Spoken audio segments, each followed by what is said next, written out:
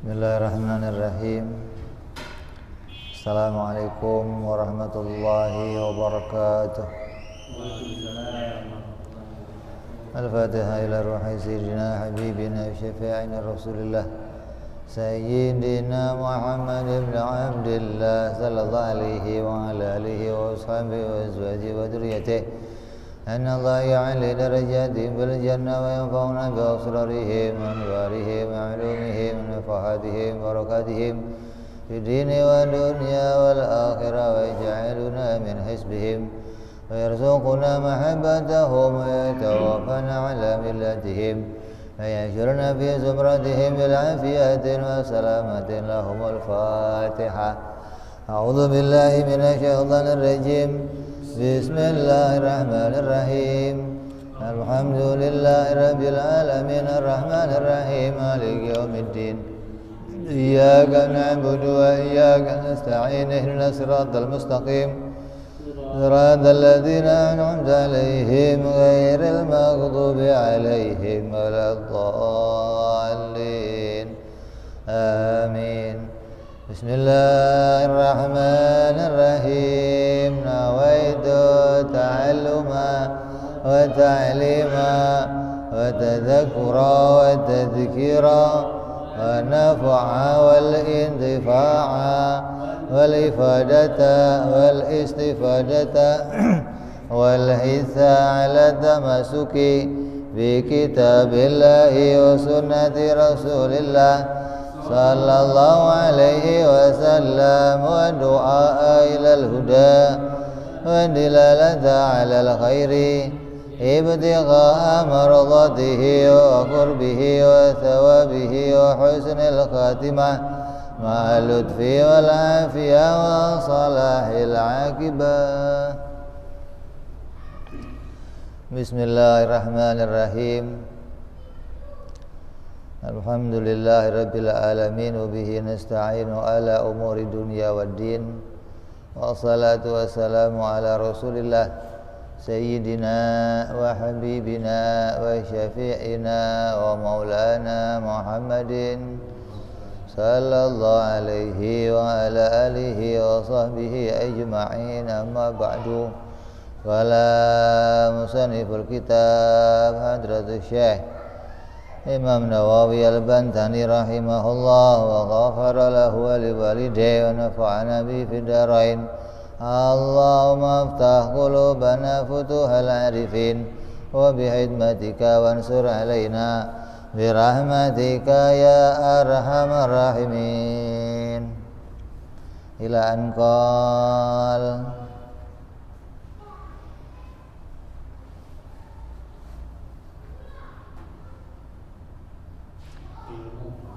kemarin bicara iradah. Iradah baru bicara tentang sifat wajib dan mustahilnya ya. Wajib iradah, mustahil karohah. Terus sudah kita bicarakan pula kemarin pengertian ridho. Apa ridho itu? Ridho apa ridho? Bukan ridho Roma, lu taunya ridho Roma doang. Apa artinya ridho? Oh, emang Allah suka-suka begitu. Ridho itu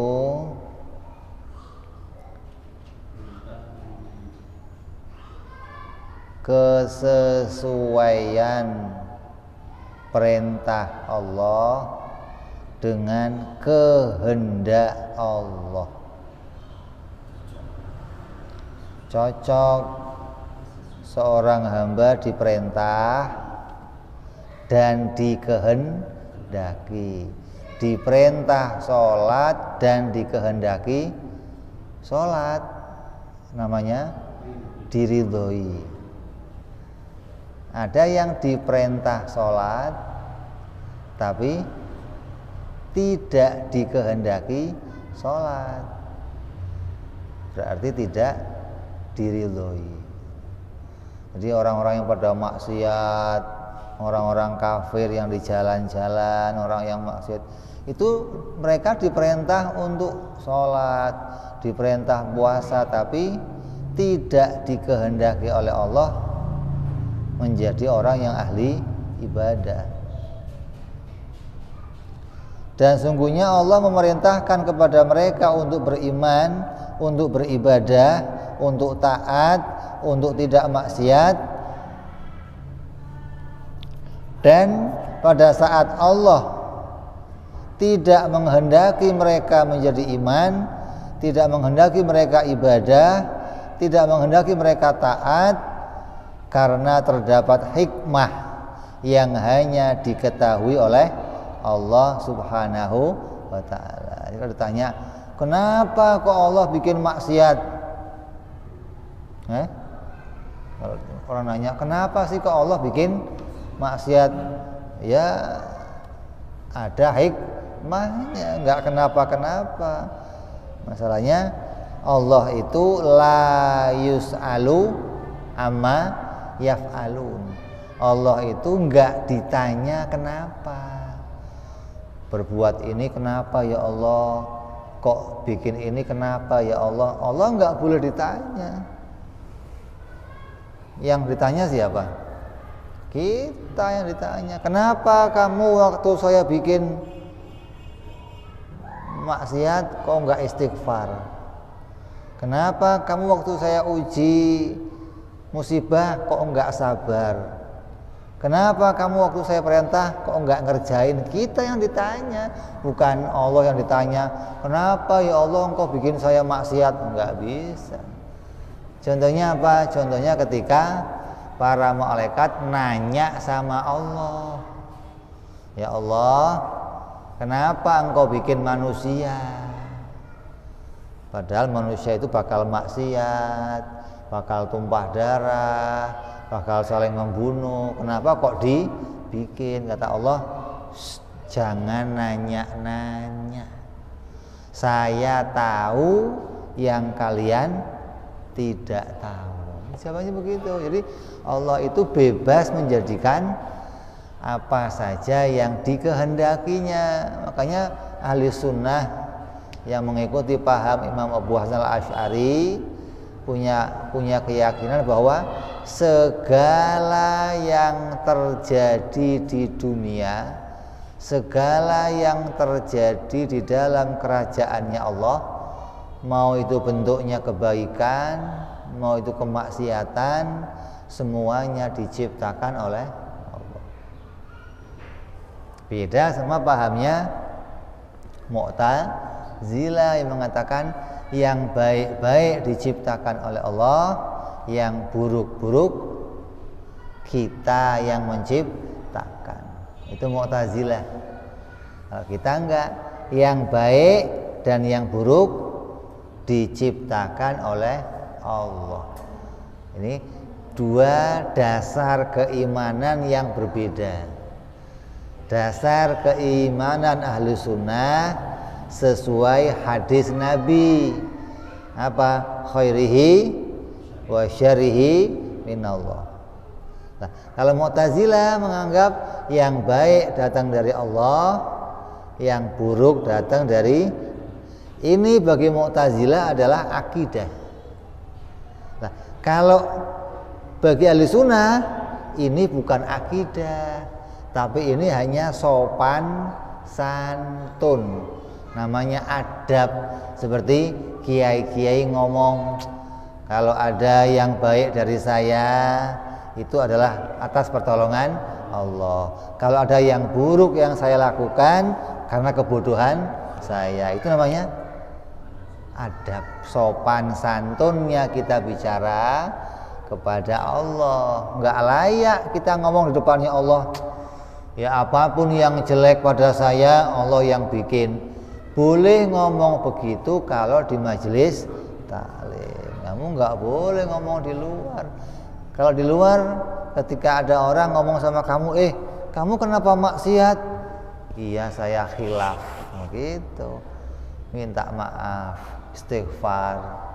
Enggak boleh ketika kamu diajak ngomong sama orang, diingatkan orang, kamu jangan zina dong, jangan minum arak, biarinlah Allah yang bikin, nggak boleh. Kalau dia jawabnya begitu, langsung kamu ambil golok, kalau enggak balok, timpa. Kok begitu? Allah yang bikin juga ini. Lah ya dong, kalau hakikat dibales hakikat, begitu dong. Kalau syariat dibales syariat. Jadi jangan disalahgunakan maksudnya. Jadi yang hakikat itu cukup disimpan dalam hati. Kalau kesalahan saya ini adalah ujian dari Allah, musibah ini ujian dari Allah, kesengsaraan ujian dari Allah, itu i'tiqad namanya. Nggak usah kita ucapkan, simpen dalam hati lah. Yang diucapkan apa? Yang diucapkan ya sopan santun, apa-apa yang baik ketika muncul pada diri saya itu ditolong Allah. Apa-apa yang buruk apabila muncul dari saya itu atas kebodohan saya, gitu dong. Ya, jadi kita mengimani segala yang baik dan buruk didatangkan oleh Allah Subhanahu wa ta'ala.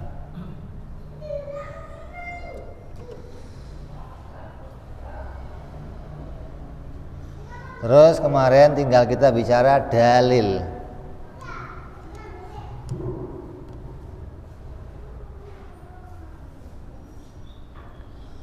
Wa dalilu ala dzalika itsbutul iradati lahu ta'ala. Dan dalilnya sifat iradah. Tetapnya sifat iradah bagi Allah Subhanahu wa taala adalah wujudul alam. Dalilnya adalah wujudnya alam semesta, wa tarkibuha, dan keteraturannya alam semesta.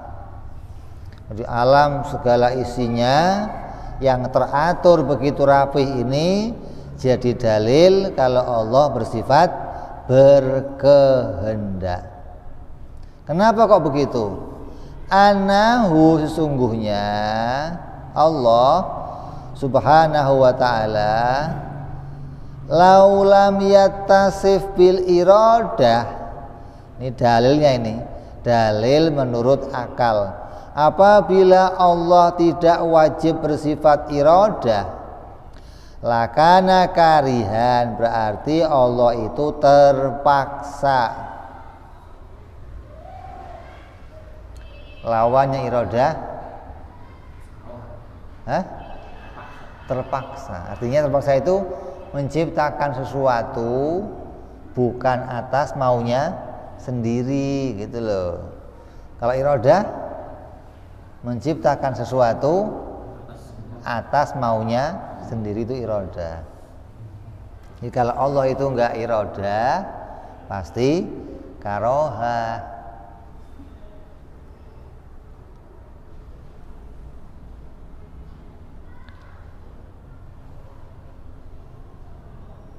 Maka seandainya Allah tidak bersifat iradah, maka pasti Allah itu karoha, terpaksa.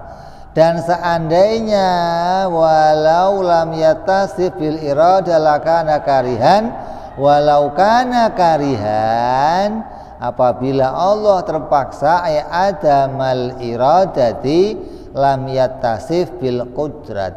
Apabila Allah tidak bersifat iradah, maka pasti Allah juga tidak bersifat kudrat. Karena kudrat dan iradat itu kerjanya berkaitan, kerjanya saling berkaitan. Lakin adamu ittisafihi ta'ala bil kudrati muhalun. Tapi adanya Allah tidak bersifatan dengan kudrat muhal, itu mustahil. Laulam yattasif biha lakana ajizan wa kaunuhu ajizan muhalun. Apabila Allah tidak bersifatan kudrat, berarti Allah itu lemah. Apabila Allah itu lemah, maka hukumnya mustahil. Ini kaitannya gitu loh. Kaitannya kalau ada kudrat, pasti ada iradah. Karena kudrat itu nggak mungkin menciptakan kecuali dikehendaki dulu. Ini tartibnya akal begitu gitu loh. Urut-urutannya akal nemu. Kalau orang mau kerja, mengerjakan, menciptakan sesuatu atau memunculkan sesuatu, pasti dikehendaki dulu baru dikerjakan. Nah, kita mendalili apa buktinya Allah itu bersifatan iradah. Oh, buktinya Allah bersifatan iradah. Kalau enggak iradah berarti terpaksa. Kalau terpaksa kenapa? Kalau terpaksa berarti enggak kudrat. Sedangkan kudrat sudah kita dalili kemarin bahwa Allah wajib bersifatan kudrat. Kalau Allah wajib kudrat berarti wajib iradah, karena enggak mungkin kudrat memunculkan sesuatu tanpa iradah. Mungkin nggak? Mungkin nggak? Kamu mengerjakan sesuatu, tapi kamu nggak menghendakinya, mungkin? Namanya ngelindur kalau begitu. Namanya ngigok loh. Apalagi ngigonya orang sekarang serem-serem, kadang ngigonya jalan-jalan, ngigonya ke diskotik. Kamu di sini? Oh ya, ngigo saya ini. Oh, ngigo pangal, ngigo. Orang sekarang ngigonya macam-macam. Jadi ngigo itu sudah bisa buat alasan. Jadi kalau Allah tidak iradah, maka dia karohah, terpaksa. Kalau dia terpaksa berarti tidak kudrat.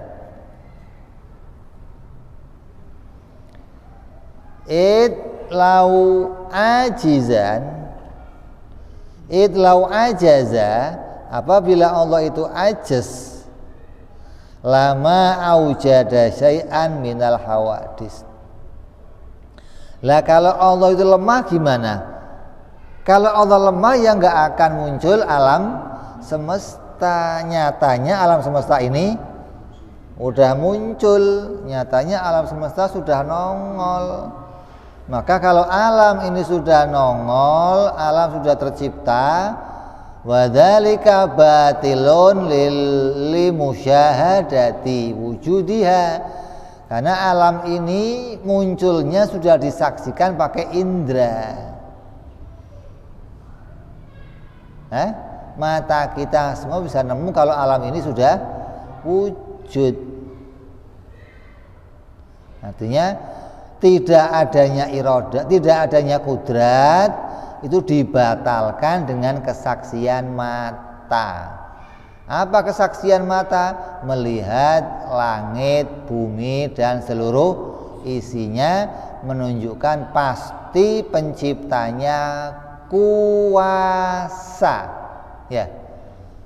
Pasti penciptanya kuasa. Kalau penciptanya kuasa, bisa menciptakan langit bumi, pasti juga dia iradah.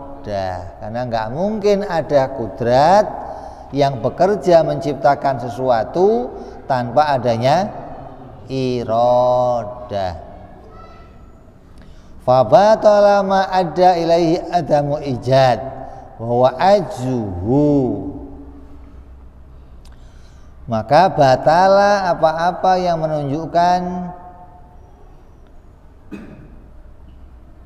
pada makna Allah itu tidak mampu menciptakan sesuatu. Itu namanya ajz, ini batal. Lemah bagi Allah dibatalkan. Dengan apa pembatalannya? Dengan wujudnya alam semesta. Jadi kalau mau lihat alam ya nggak usah jauh-jauh, lihat diri kita sendiri aja, nggak usah ke sono-sono. Diri kita sendiri itu jadi dalil kalau kita diciptakan. Nggak kejauhan. Iya.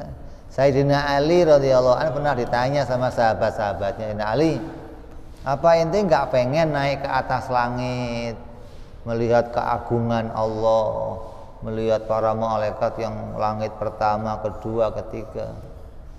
Sayyidina Ali apa? Lah jauh-jauh banget ke sono. Ngapain jauh-jauh ke sono? Wong wa fi anfusikum, dan pada diri kamu itu ada dalil. Ya kamu coba mikir bagaimana urat kamu kerja, jantung kamu kerja, nadi kamu kerja, paru-paru kerja. Kalau nggak diatur sama Zat yang Maha Kuasa, nggak bisa itu kerja semuanya. Asal dicolek dikit kenceng. Ini kalau nggak diciptakan nggak bisa kerja. Asal diketik-ketik tidur lagi. Masya Allah, mau cari di mana ente? Asal makan cabai dikit main ceret. Ini makan hijau, merah, hitam keluarnya kuning. Ini kalau nggak diatur semuanya bikin, Masya Allah. Ini tanda yang bikin pasti bersifat kuasa. Nah, kalau yang bikin bersifat kuasa, maka pasti juga dia bersifat iroda. Gitu dong, nggak mungkin dia bisa menciptakan sesuatu tapi nggak menghendaki, nggak mungkin. Kalau dia menciptakan, maka dia pula yang menghendaki terjadinya sesuatu. Jadi dibatalkan dengan adanya kesaksian. Mustahilnya Allah itu lemah dibatalkan dengan apa? Kesaksian mata melihat langit dan mustahil Allah lemah. Kalau Allah mustahil lemah berarti wajib kudrat. Kalau wajib kudrat berarti wajib iroda. Ini urut-urutannya begitu. Ini kalau mau disusun pakai penemuan akal.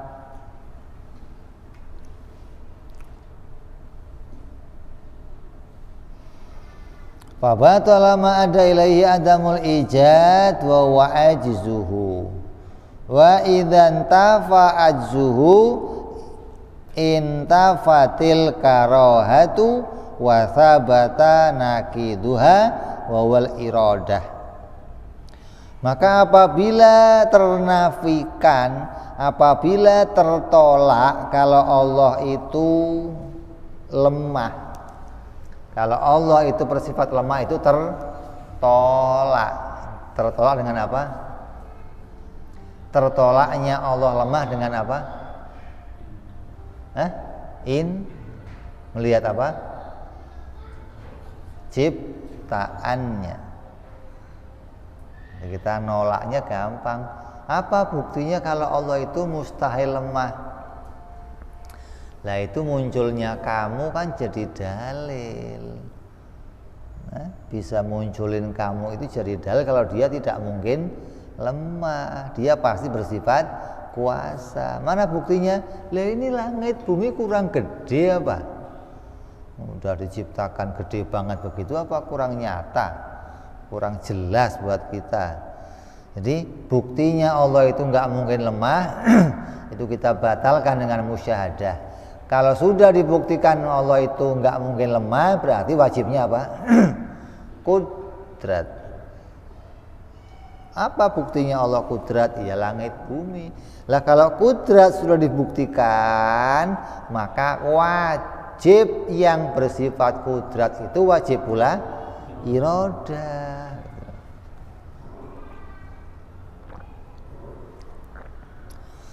Nggak mungkin dia bersifat apa? Kudrat tapi nggak bersifat, mana ada. Terus gimana munculinnya? Ada pabrik bikin motor, tapi pabriknya nggak punya kemauan, maunya bikin aja. Lah yang mau dibikin motor apa? Motor kecil, motor moge, motor, kan harus ditentukan. Masa pabrik mau menciptakan motor tapi nggak ada bagian yang menentukan, mana bisa. Ini tartibnya akal mikir begitu gitu loh. Kalau mau memunculkan ya pasti menghendaki dulu gitu loh. Allah mau bikin kamu ya dikehendaki, nanti Darsono akan bentuknya bunder, melebar ke samping, nggak ke atas, itu kan dikehendaki kan. Bisa aja Darsono dibikin kecil ngelancir tinggi gitu kayak tiang listrik, bisa kan gitu. Atau dibikin lebih lebar dari ini gitu sampai, bisa kan.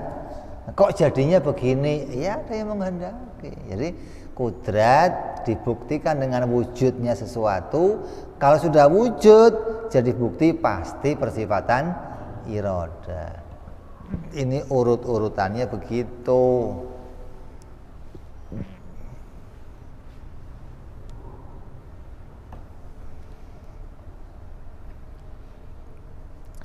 Wa idzan tafal ajzu intafatil karoha wa thabata nakituha wa huwal iroda. Apabila bisa dinafikan sifat ajaz, bisa kita tolak sifat ajaz, berarti menetapkan kudrat. Kalau menetapkan kudrat berarti menetapkan pula iroda dan menolak karoha. Fasabata nakiduha wa huwal madlub wa huwal iradah. Maka tetaplah yang menjadi lawannya dari ajaz, yaitu bersifatan iradah. Wa haitsu wajabat lahu ta'ala iradah istahala alaihi didduha.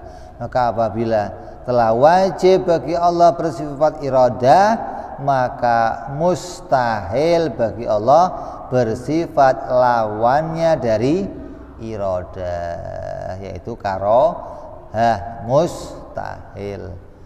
Kalau mau disimpulkan, dalilnya Allah bersifat iradah apa? Wujudnya alam. Loh, kan iradah nggak mewujudkan alam, ya yang mewujudkan kudrat. Tapi kudrat nggak bisa mewujudkan kecuali harus di iradah terlebih dahulu. Ini urut-urutannya akal nemunya begitu. Jadi jelas ya, Allah wajib bersifat kudrat, Allah wajib bersifat iradah. Kemudian berikutnya, wa yajibu alaihi ta'ala, wa yajibu fi haqqihi ta'ala al-ilmu. Maka sifat berikutnya wajib bagi Allah bersifat ilmu. Apa itu ilmu?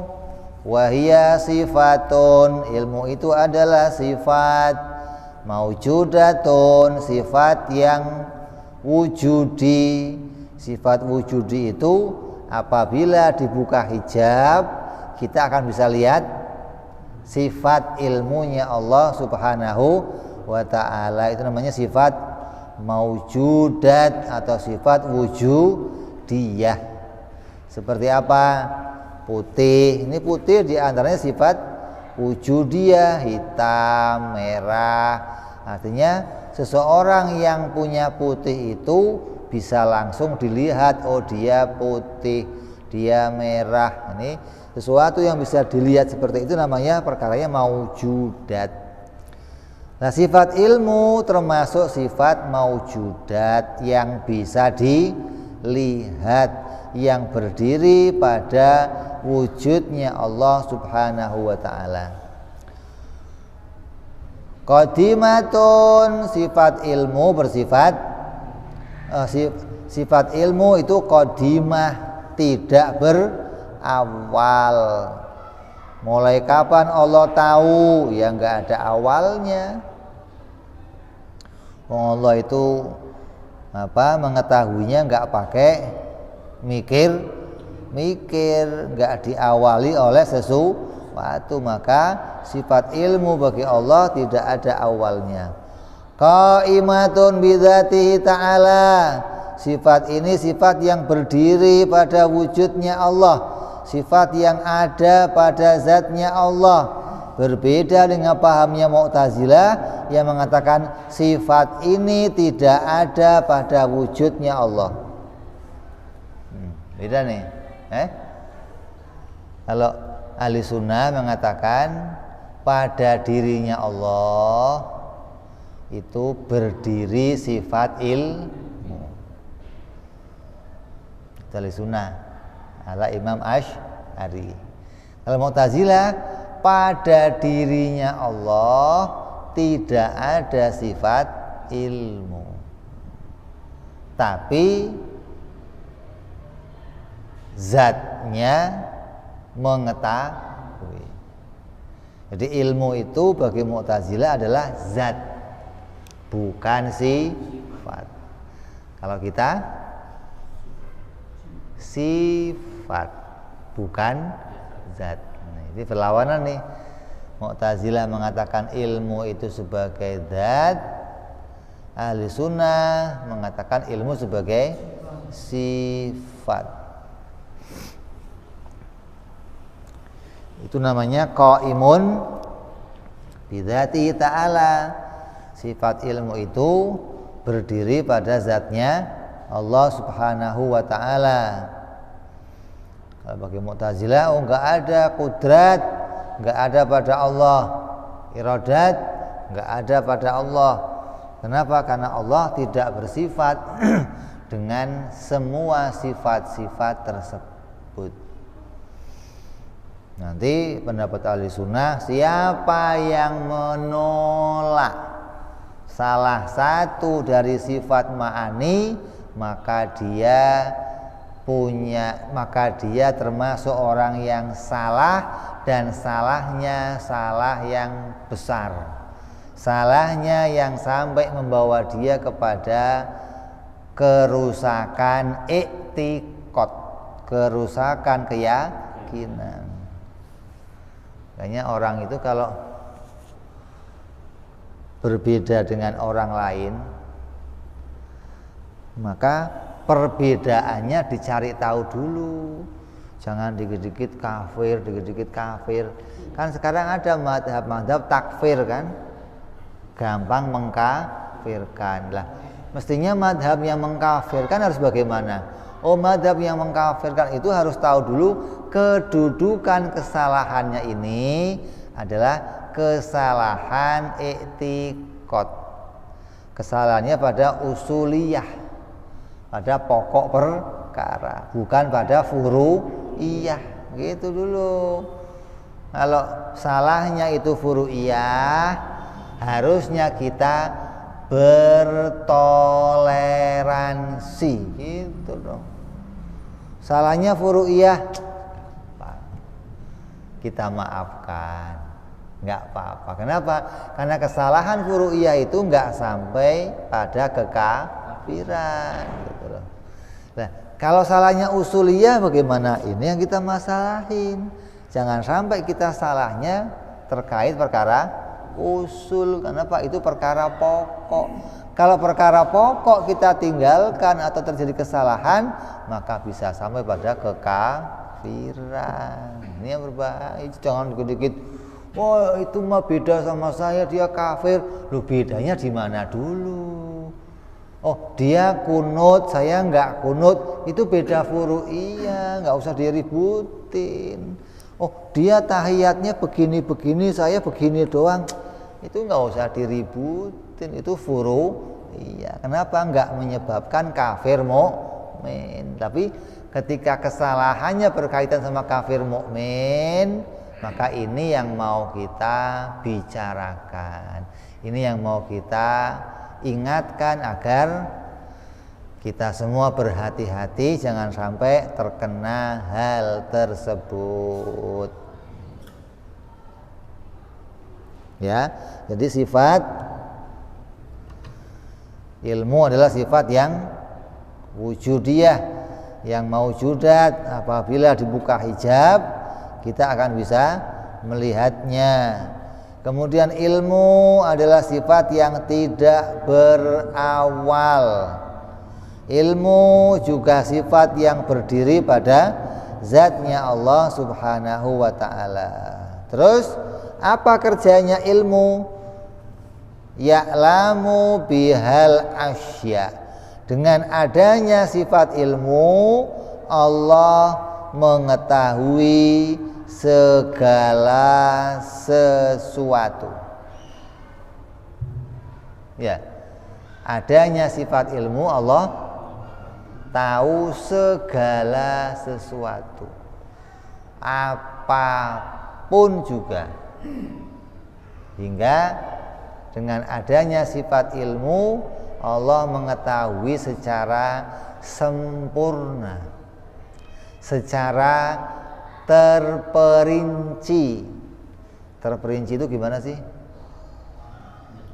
Detail. Satu persatu perkara diketahui oleh Allah.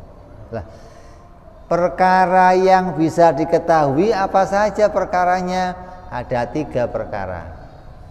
Yang pertama, perkara yang wajib. Yang kedua, perkara yang mustahil. Yang ketiga, perkara yang jaiz. Contohnya perkara wajib apa? Contohnya perkara wajib yang diketahui Allah apa? Perkara wajib. Perkara wajib yang diketahui Allah ya perkara yang berkaitan dengan sifat-sifat dirinya sendiri. Sifatnya Allah itu ada sifat yang wajib. Maka semua sifat yang wajib yang ada pada dirinya Allah diketahuinya. Allah, wong kamu aja tahu, masa Allah nggak tahu? Saya mau nanya, kamu ngerti nggak kalau Allah itu sifatnya wujud, qidam, baqa, mukhalaf? Tahu nggak? Tahu nggak? Tahu. Kamu tahu nggak? Allah itu wajib wujud, wajib qidam, wajib. Lah kamu aja tahu kalau Allah harus punya sifat itu. Kalau Allah nggak punya sifat itu, ya dia bukan Tuhan berarti. Lah, wong kamu aja tahu lah Allah. Ya wajib tahu dong. Maka kalau kita tahunya sifat Allah yang wajib cuma berapa? 20. Lah kalau Allah tidak terbatas. Maka dikatakan semua yang wajib diketahui Allah tidak terbatas. Apa itu? Sifat-sifat yang ada pada dirinya sendiri. Itu namanya perkara wajib. Allah tahu segala yang wajib pada dirinya secara tidak terbatas. Terus yang kedua, Allah tahu perkara yang mustahil, yaitu perkara yang menjadi lawan dari perkara wajib. Yang mustahil ada berapa? Ada 20. Kamu tahu? Nah, Allah ya pasti tahu, begitu loh. Jangan pakai lebih, jangan. Allah wajib tahu. Nah, kalau Allah mengetahui yang mustahil, berapa jumlahnya? Kalau kita tahu yang mustahil bagi Allah, jumlahnya berapa? 20. Kalau Allah nggak terbatas. Allah mengetahui yang mustahil bagi dirinya tidak terbatas. Jadi semua yang mustahil pada Allah diketahuinya. Jadi yang wajib nggak terbatas Allah tahu. Yang mustahil secara nggak terbatas juga Allah tahu. Yang ketiga, perkara jaiz. Apa perkara jaiz? Yang berkaitan dengan makhluk, yang berkaitan dengan penciptaan sesuatu. Maka apapun yang diciptakan, yang sudah diciptakan, yang sedang diciptakan, yang akan diciptakan, yang tidak akan diciptakan, semuanya diketahui Allah secara terperinci, gitu dong. Yang sudah diciptakan contohnya apa? Ya yang dulu-dulu yang enggak terbatas waktunya. Dulu 3 juta tahun yang lalu ada dinosaurus, ada hewan-hewan yang aneh-aneh yang Allah ciptakan. Semuanya diketahui oleh Allah. Bahkan ada dinosaurus yang nginjek semut 3000 tahun yang lalu diketahui oleh Allah. Dan pengetahuannya Allah nggak berkurang sama sekali. Nggak ada lalainya, nggak ada lupanya, nggak ada kurangnya. Kenapa? Ilmunya Allah sempurna. Ilmunya Allah tidak ada awal dan akhirnya. Jadi nggak berkurang.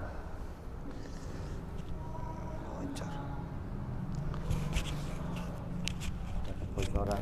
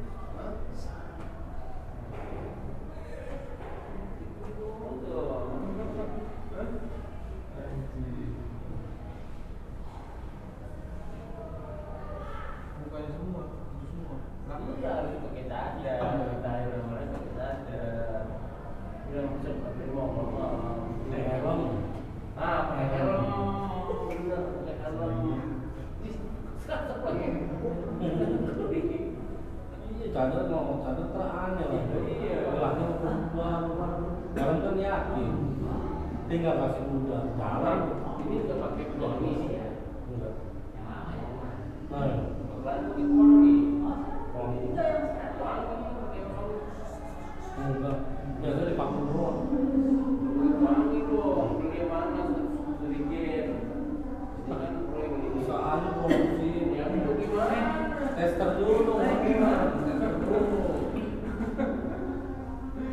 Kalau mama aja kan mantap, udah langsung sabar. Ya ada loh itu ada. Biasa sih ini soal ini motor biasanya semprot wangi. Ada beberapa mati itu yang minta itu. Suara situ apa? Itu semua. Ini berarti Mana? antara nih di sana. Manja. Duduk itu. Stres. Oh. Pakai helm bareng kan? Coba kasih kuda. Ini bapak kemana? Bapak Iman, bapak. Muncul ngomong Jun kali itu ada malu Siapa? bapaknya Enggak bapak. ya Amin Ya, ada di kubur. oh bukan Ini apa nih? bukan bukan bukan katanya ya oh enggak ada yang ngomong orang lain bilang katanya bukan orang itu bukan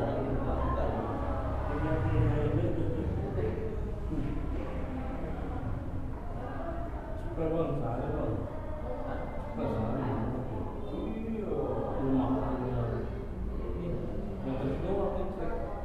Awal saya melihat pakai ini ya, yang salaman keluar, kalau itu ya.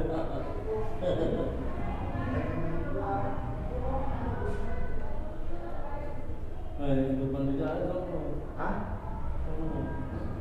Antara ini. Ya, tahu tak kan ini lagi.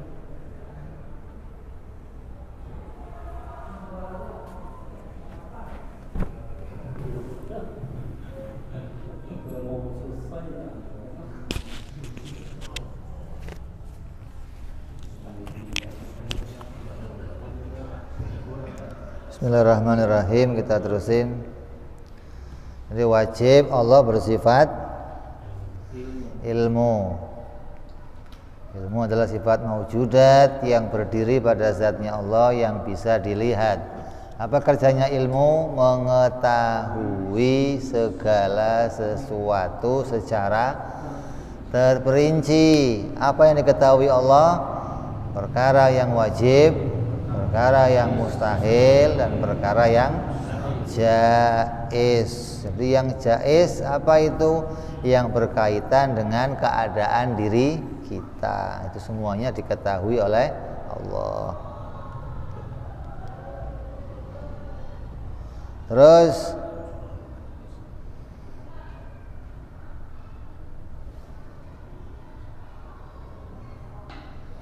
minal wajibat wal mustahil wal jaizat ala wajhil ihata ala ma hiya alaihi tafsilan faya'lamu subhanahu wa ta'ala ma la nihayatan lahu tafsilan kakamalatihi wa anfasi ahlil jannati.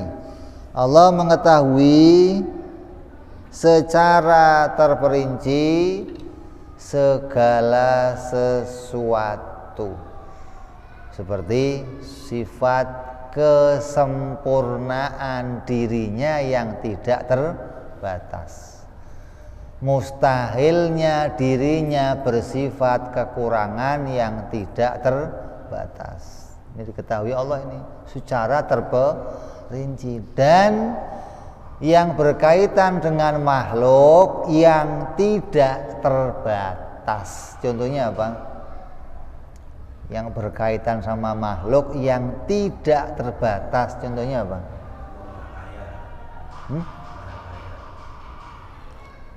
Yang berkaitan sama makhluk.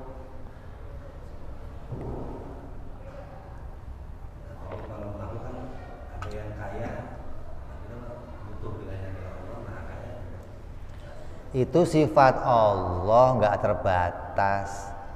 Gimana sih?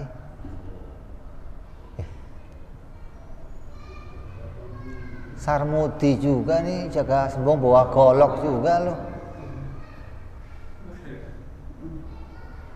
Yang berkaitan dengan sifat Allah yang nggak terbatas tadi, Maha sempurna, Allah bersifat segala sifat-sifat yang wajib pada dirinya.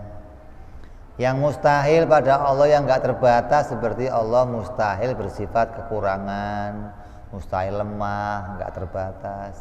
Lah tentang yang jaiz yang enggak terbatas apa contohnya? Terbatas. Pasir terbatas jumlahnya. Nyambungnya apa sih? Allah punya anak, hukumnya apa? Jaiz.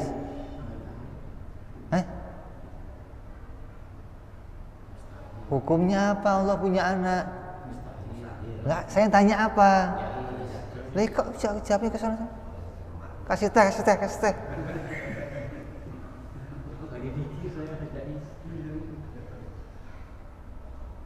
Yang jais yang enggak terbatas itu kehidupan surga.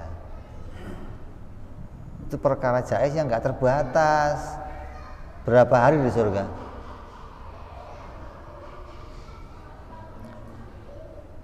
Apa yang dimakan di surga? Hari ini apa, besok apa, lusa apa? Yang waktunya enggak terbatas itu diketahui pula oleh Allah secara terperinci, begitu loh. Kalau Mu'tazilah berbeda. Kata Mu'tazilah, Allah enggak tahu nanti di surga yang selama-lamanya kita akan makan apa, Allah enggak tahu.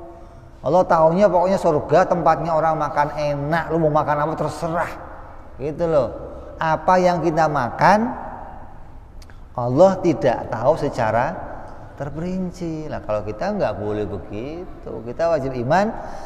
Yang kita makan, yang kita lakukan, yang kita terima secara mendetail dengan waktu yang tidak terbatas, itu pun diketahui oleh Allah. Apalagi jumlah pasir, apalagi jumlah rambut kamu, apalagi jumlah kedipan mata kamu. Kamu kalau sehari kedip berapa kali? Pernah ngitung? Sama dosa kita banyak mana?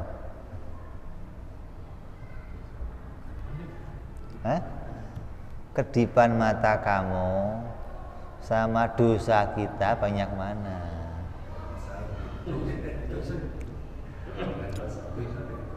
Dosa. Banyak kedipan mata. Kamu kadang belum berkedip sudah berdosa. Kamu ngelirik sini dosa, ngelirik sini dosa, belum berkedip ini belum, udah banyak dosa. Kedip lagi, ngelirik lagi, ini enggak kedipnya aja dosa, ya Allah. Belum dosa tangan, belum dosa telinga, dosa kaki, dosa hati. Dalam satu kedipan itu kita banyak potensi dosanya, gitu loh. Telinga dengerin ini, mulut ngomongin ini, tangan ngerjain ini, kaki ngelangkah ke sono, hati ngomongin orang. Dalam satu kedipan itu ada kemungkinan berbagai dosa kita kerjakan. Ya, jadi Allah mengetahui yang tidak terbatas, yang berkaitan dengan dirinya sendiri yang enggak terbatas Allah tahu, yang berkaitan dengan yang mustahil yang enggak terbatas Allah tahu, dan yang jais yang enggak terbatas juga Allah tahu. Orang nanya yang enggak jais, yang jais enggak terbatas apa, Bib? Ya kehidupan surga. Kalau kehidupan dunia terbatas semuanya, waktunya terbatas, umurnya terbatas, rezekinya terbatas, semua terbatas. Nah kalau surga enggak terbatas. Yang di neraka akan disiksa apapun Allah tahu. Hari ini akan disiksa ini, besok akan siksanya ini, lusa siksanya ini, terus sampai yang enggak terbatas waktunya Allah tahu. Gitu loh. Itu namanya Allah mengetahui yang enggak terbatas Allah ketahui. Fata'alluqu ilmi wahidun tanziziyun qadimun fa huwa ta'ala alimun bi jami'il ma'lumat muhitun bi jami'i ma yajri tahta nuhumil ardi ila ala samawati la ya'zubu an ilmihi mithqalu dzarratin fil ardi wala fis sama' bal ya'lamu zabibal namlati sauda ala sahrati dhumna ala sahrati dhumma fil laili dhulma bi ilmihi qadimin azaliyin. Maka ilmu itu kerjanya cuma satu. Kalau kemarin kita bicara irodah, kerjanya berapa? 2. Siap menentukan dan nyata menentukan. Kudrat kerjanya berapa? 2. Secara umum nih, siap menciptakan, nyata menciptakan. Kalau menurut tambahin satu lagi, qabdot, 3 namanya. Jadi kalau mau secara umum, kerjanya kudrat 2. Siap menciptakan dan nyata menciptakan. Ini tangan saya ini siap memukul, siap nampar, siap nyentil, siap nulis. Ini siap ini, karena punya kemampuan. Ini gambarannya. Dan nyata, betul-betul saya pakai untuk nampar, saya pakai untuk nulis. Nah, kudrat begitu kerjanya. Allah itu siap menjadikan apa saja, dan Allah nyata menjadikan sesuatu. Jadi kudrat punya 2 kerja, iradat 2. Kalau ilmu 1. Apa? Nyata tahu. Nggak ada siap tahu, nggak ada gitu loh. Kalau kamu kan ilmunya siap tahu dan nyata tahu. Kayak istri kamu hamil, tahu isinya apa? Laki perempuan? Iya. Jadi siap tahu. Dan begitu lahir, nyata tahu lah. Allah nggak ada 2, nggak ada. Allah ilmunya nyata tahu, hingga tidak ada yang tersembunyi bagi Allah, nggak ada yang tersimpan bagi Allah, nggak ada yang terhalang bagi Allah Subhanahu wa ta'ala. Apapun yang terjadi pada diri kita jelas diketahui oleh Allah. Dan semua ilmu itu diketahuinya qadim. Apa? Tahu qadim? Taunya Polres doang, lo nggak tahu qadim. Oramil taunya qadim itu nggak berawal gitu loh. Allah tahu itu semua tidak berawal. Kapan Allah tahu? Ya nggak berawal, karena ilmunya Allah itu tidak didahului kebodohan. Ilmunya Allah nggak didahului kesamaran. Jelas segala sesuatu tidak berawal. Qadim, maka Allah mengetahui segalanya secara terperinci. Segala yang berada di dalam lapisan bumi, yang berlapis-lapis yang di bawah paling mentok, Allah tahu secara terperinci. Hingga yang di atas langit puncak, Allah tahu secara terperinci. Tidak ada yang tersembunyi bagi Allah sedikit pun. Dan tidak ada yang hilang sesuatu pun dari ilmunya Allah, nggak ada. Yang Allah tahu itu nggak pernah akan hilang. Jutaan tahun yang lalu ada semut berantem, Allah tahu, ya nggak ada hilangnya pengetahuan itu. Bukan terus semut berantem nggak diperhatiin, biarin aja lah, terus lupa gitu, nggak ada. Itu ente ya. Kadang perkara yang penting aja lupa, apalagi yang nggak penting ya? Yang penting lupa kadang. Apa? keluar sama istri pulang sendirian, kadang begitu. Sampai rumah istriku kemana tadi? Astagfirullah. Kalau bawa yang lain. Oh, kalau itu jahat namanya.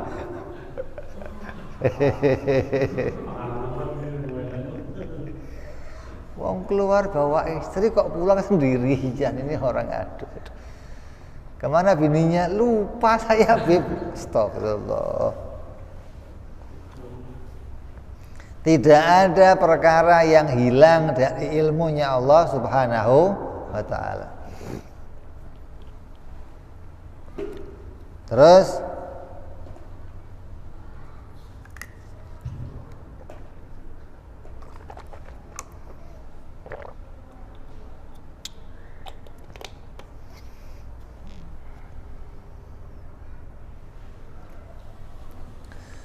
tidak ada yang hilang dari ilmunya Allah sebesar atom pun, sekecil apapun gak ada yang hilang dari pengetahuannya Allah Subhanahu wa ta'ala. Bahkan Allah dapat mengetahui langkah-langkah semut hitam. Allah tahu kalau semutnya lagi ngelangkah, semut yang hitam di atas batu hitam di tengah malam yang gelap gulita. Allah mengetahui dengan ilmunya yang qadim. Kita wong Padang terang aja kadang nggak tahu, apalagi gelap.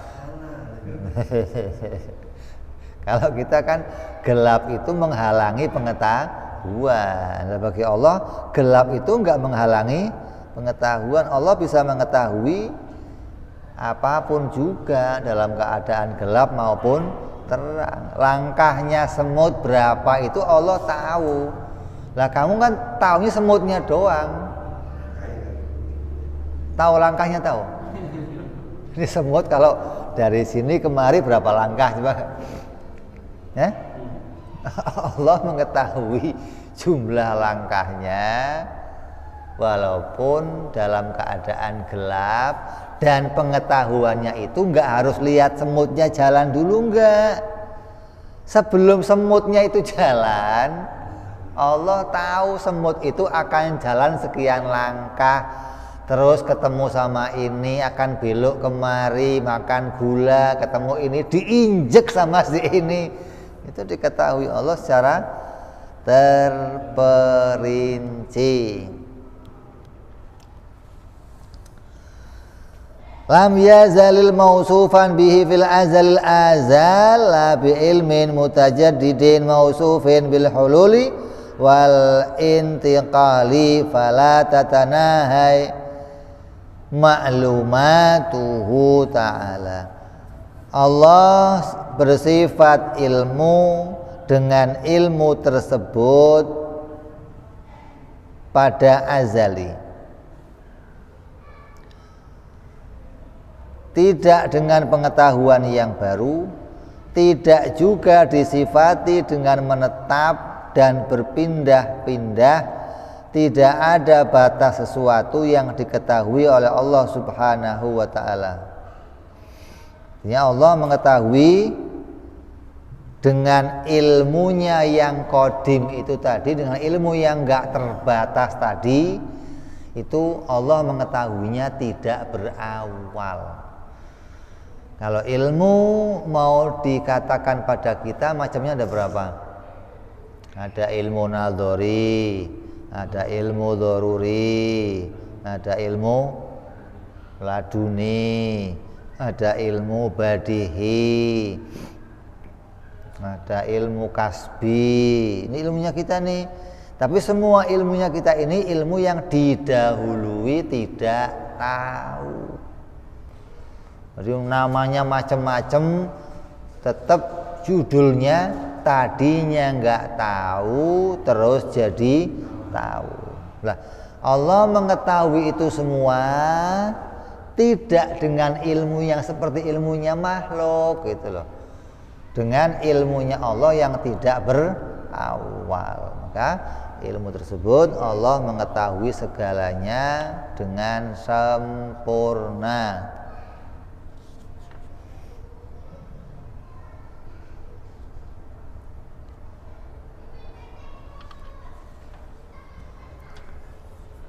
Kemudian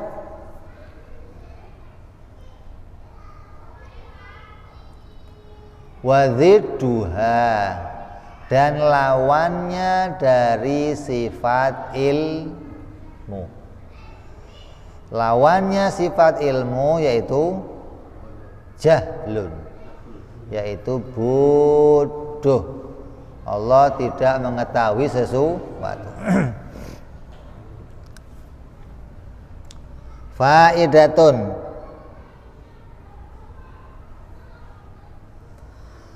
ta'allaqul iradata tabi'un li ta'alluqil ilmi fi ta'aqquli faqat la fi kharijin li annahuma qadimani, bimana anaka tata'aqqalul awalan ta'alluqal ilmi thumma ta'alluqal iradati.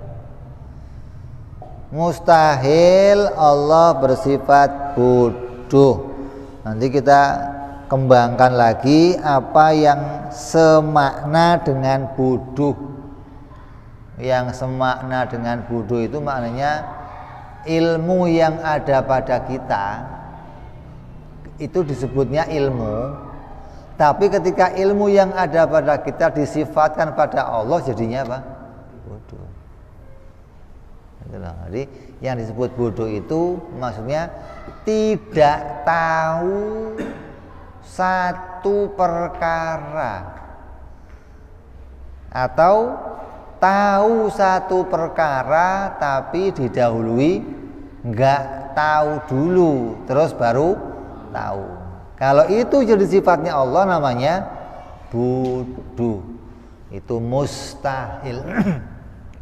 Ya, jadi semua sifat ilmu kita, ilmu nadhari, daruri, badihi, kasbi, semua ilmu ini kalau jadi dipahami itu menjadi sifatnya Allah, maka akan disebut namanya juhul. Maka itu semua mustahil bagi Allah.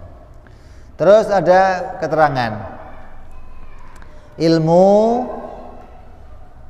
dengan iradah. Kalau ilmunya Allah dengan iradah secara umum, artinya secara adat orang itu tahu dulu baru menghendaki. Ya, bisa nggak kamu menghendaki dulu baru tahu? Saya kepingin sesuatu yang kamu ingin itu harus kamu tahu dulu apa enggak? Masa kamu belum tahu tapi pengen, gimana sih? Bisa? Kalau kamu akan menginginkan sesuatu maka harus tahu dulu. Bagaimana kamu belum pernah tahu kok pingin sesuatu? Jadi kalau secara akal mau diurutkan, urutannya tahu terus ini urutan ini secara penemuan akal secara umum pada kita. Tapi kalau pada Allah enggak demikian. Allah itu bukan terus setelah Allah tahu baru Allah bukan. Jangan disamakan begitu gitu loh. Kalau kita iya, kenapa? Karena ilmunya kita itu bodoh dulu, baru terus tahu. Setelah tahu baru menghendaki. Kan kamu lahirnya bodoh dulu kita. Ya. Bodoh dulu itu bayi dulu kan. Bodoh, nggak punya pengetahuan, nggak punya keinginan. Terus dikasih ilmu oleh Allah, ilmu. Dengan ilmu itu tahu baru bisa menghendaki pengen ini karena punya pengetahuannya. Lah, ilmunya Allah jangan digambarkan begitu, karena ilmunya Allah enggak didahului, enggak tahu. Maka kalau ini pada ilmu pada Allah, dua-duanya tidak berawal. Ilmunya tidak berawal, kehendaknya tidak berawal. Jadi kalau bagi Allah itu mengetahui dulu atau menghendaki dulu, ya enggak dulu-duluan. Artinya apa yang Allah kehendaki, ya Allah tahu, gitu loh. Apa yang Allah kehendaki, Allah tahu. Enggak pakai nunggu tahu dulu baru bisa menghendaki. Ini bedanya dengan ilmu dan iradah yang ada pada kita. Wa ta'alluqul qudrah tanzizi tabi'un lil muta'alliqaini wa bainahu wa bainahuma tartibu fi ta'akkuli wal khariji li'annahu hadithun wa huma qadimani. Beda dengan kudrat. Kalau kudrat memang kerjanya baru. Kudrat kerjanya baru. Karena kerjanya baru, maka kudrat mengikuti yang dua tadi, mengikuti iradah dan mengikuti ilmu. Karena yang dua tadi, ilmu dan iradah, ini tidak berawal. Keduanya qadim, kerjanya qadim, ilmu kerjanya qadim, iradah kerjanya qadim. Satu tanzizil qadim, yang satu juga tanzizil qadim. Nah, ilmu kerjanya apa? Tanzizil hudus. Nah, ini karena dia tanzizil hudus, kerjanya baru, maka kalau kudrat mengikuti iradat dan mengikuti ilmu. Ini tartibnya akal mikir demikian. Nah, dari tartib ini nanti bisa untuk menjadi dalil. Karena kita bicara wa dalilu ala dzalika, dan dalilnya kalau Allah bersifat ilmu, ay thubutil ilmi lahu ta'ala wujudul alami wa tarkibuha. Dalilnya Allah bersifat ilmu apa? Sama dengan yang lain, wujudnya alam semesta dan keteraturannya alam semesta ini menunjukkan Allah mengetahui segala sesuatu. Kok bisa?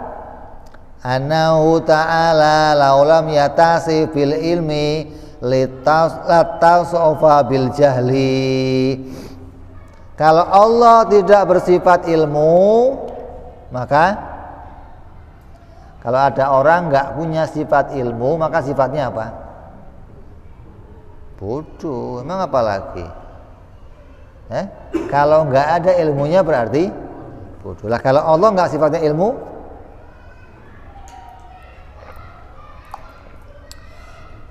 maka bersifat bodoh.